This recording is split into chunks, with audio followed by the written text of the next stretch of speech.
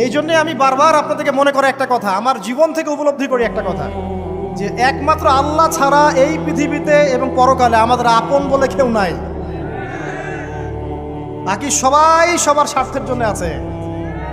মানুষ মানুষের অবস্থানকেই মূল্যায়ন করে, মানুষ মানুষের অবস্থানকেই মূল্যায়ন করে।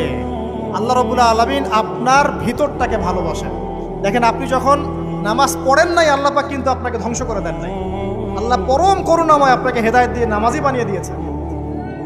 জীবনে অনেক পাপ করেছেন, ইনস্ট্যান্ট আল্লাহ পাক শাস্তি দিতে পারতেন, আল্লাহ পাক দেন নাই। আল্লাহ আপনাকে ভালোবাসেন, আল্লাহ আমাকে ভালোবাসেন। আল্লাহ পাকের এই ভালোবাসার ঋণটা শোধ করার জন্য হলেও নামাজি হয়ে যান, আল্লাহর পথে ফিরে আসেন, দিনের জন্য কিছু করেন, দিনের ফিকির করেন, পড়াশোনা করেন। প্রিয় ভাইরা, আল্লাহ পাক তৌফিক দান করুন।